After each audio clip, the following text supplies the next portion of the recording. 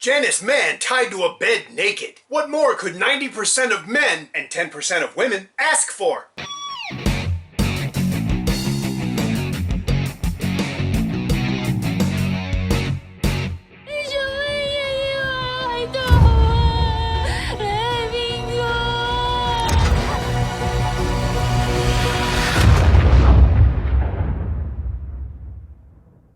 Hi, welcome to the Silver Spleen. My name is Wade Cheng, and this is my review of Nessun Dorma. Herman Yao is one of my favorite Hong Kong directors. He's consistent, dependable, and has an uncanny knack for making more out of a movie than should be logically possible. That's a very rare and very welcome talent, and I am glad to tell you that trend continues with Nessun Dorma. This movie is much better than it should be in a lot of ways. Most of the acting, all of the directing, the cinematography, and the overall tone of the film are, for me, really enjoyable. I'm sincerely glad that all of those things are so impressive because, quite frankly, the story isn't. The script was written by Erica Lee and someone named Zen Dodrick. No, really. And based on a book that they also co-wrote. Erica Lee has written a lot of movies that I really loved, but she's also written movies I hated. I have no idea what Zen Dodrick has written, because the last book that became a movie written by a person with one name was The Midnight After, which was written by someone named Pizza. But let's move on. In many ways, a lot of the things that happen in Nessun Dorma are, if not totally believable, at least plausible. They could happen, or at least you could see how they could happen, but not everything in the movie is like that. Nessun Dorma had its premiere last March at the 2016 Hong Kong International Film Festival. The premiere screening was the Category 3 cut of the film. The theatrical release has been pared down to 2B. I'm not sure what I missed, but one thing I hope is clearer in the longer, theoretically more explicit cut of the film is whether or not one of the plot points actually happened. If you watch the film, you'll see what I mean. It also doesn't help that my confusion about this plot point came soon after my confusion about what I would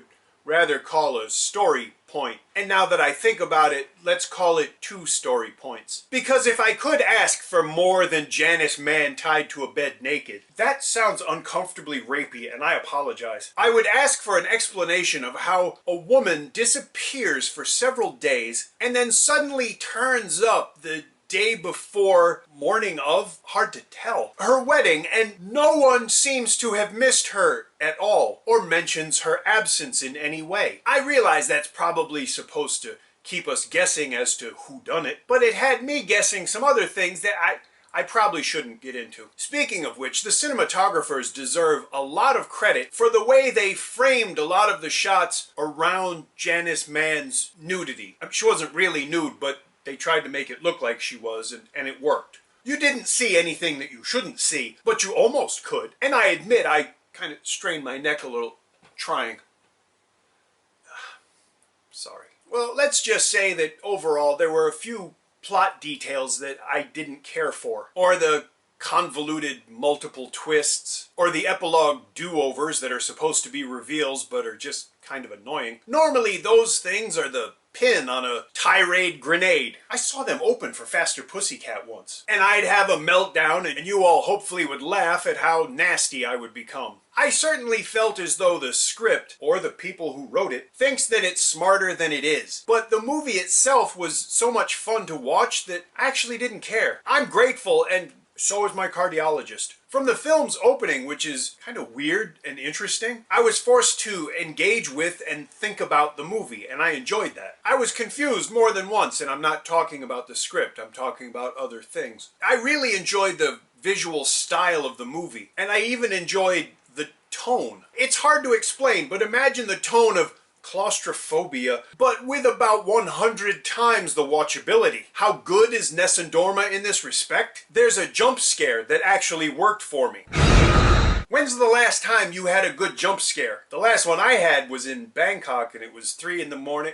Never mind. There are more than a few genuinely shocking what the moments in Nessun Dorma. And for a refreshing change, most likely because it's Herman Yao, they're narrative shocks and not filmmaking shocks. I hope Herman Yao understands how genuinely grateful I am for those moments. The shock conveyed in a scene of brutally realistic-looking domestic violence is actually heightened rather than leavened by the fact that the perpetrator is wearing high waters and no socks. I was appalled on several levels. I should also say that I didn't enjoy the content of the shocks. I wasn't reveling in the violence or the depravity. I was just happy that I could be made to react that strongly. Even when one of those reactions was, oh, that's not right. Another thing I really enjoyed about this film, me being me, is how deliciously horrendous some of the characters were. Candice Yu literally opens this movie by saying something just shallow and reprehensible, and everything else she says in the remainder of the movie just follows suit. And the only reason I didn't laugh all the time is because I know that people like that really exist. It was slightly easier to enjoy Gordon Lamgatong's